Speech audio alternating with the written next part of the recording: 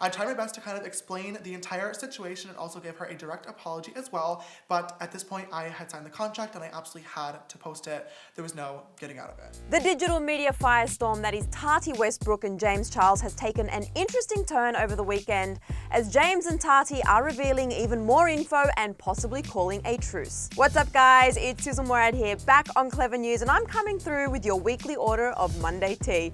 Now for those of you who might have been out enjoying the weekend and didn't have time to stay glued to their computers eagerly awaiting the next response video in the James and Tati feud, well, this one's for you. After Tati Westbrook basically broke the internet with her Bye Sister video last week, YouTube was then treated to an emotional response from James.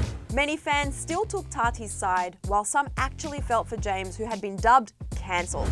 After taking a digital break for a hot second, Tati then deleted her original Bye Sister video and posted another video explaining exactly why she did what she did and titled it exactly that. There's no celebration in what's happening. And if I could give all of the new success back and the new subscribers back, I would. Tati attempted to tell fans that she did not post her original video as a means of celebration or for fans to take sides and attack James. This clearly didn't sit well with James, as he posted another video on Saturday titled No More Lies, of him looking much more put together and ready to come through swinging, this time with receipts in response to Tati's second video and all the drama going on. In the video, James still stands by his original apology video but denies the allegations of sexual misconduct and also explained his reasoning for working with Sugar Bear Hair. James also claimed that before Tati put him on blast, he texted and called her and her husband James multiple times to try and work things out in private. He posted a slew of text message receipts backing up his statements as well. I made countless attempts to contact both Tati and her husband James on all their different phone numbers. I texted and called Tati's business number, her family number, and also James's personal phone number as well. After a full entire week of trying to reach out and handle things in private with Tati and her husband James and getting no response, James went on to elaborate his reasoning for working with Sugar Bear Hair was due to Coachella and simply wanting to feel safe from a crowd of fans, so by hitting up a friend, he compromised to advertise the product in an Instagram story. The sexual misconduct claims were also mentioned as James discussed Sam Cooke, the Seattle waiter he was flirting with at Tati's birthday, and reiterated that Sam actually found it flattering, just as Sam had posted in his own video.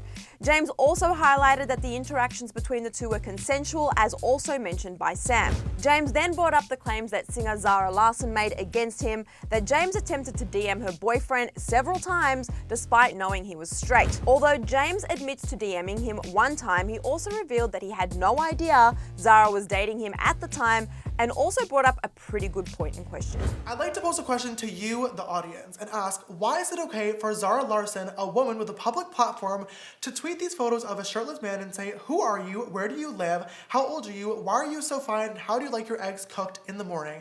But for me, as a gay man, to DM the same person in private with a simple compliment is predatory. Look, I'm just saying, after watching James in his latest video, I think he could totally make a really great attorney if the whole makeup thing didn't work out. I mean, can you imagine James and Kim K would make a killer legal team with flawless makeup, of course. All that and much more in James's video led to Tati's final response via Twitter.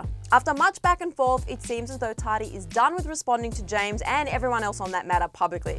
In a lengthy tweet posted yesterday, she started by writing, quote, "I have been in communication with James Charles through an intermediary for the last week, and we believe that it is in the best interest of our community, our viewers, and our mental health to put this matter to a rest." And on behalf of the entire YouTube community and our sanity, thank you, Tati, from the bottom of our hearts. Tati also noted that she will not be making any further claims on the matter, but the continued call for receipts is nothing more than a call for never-ending bloodshed.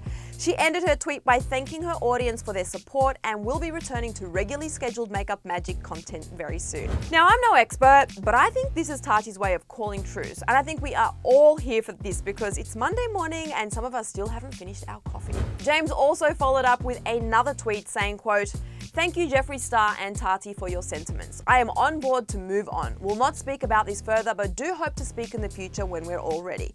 This week was awful for all of us, and I ask that the community focuses on positivity moving forward."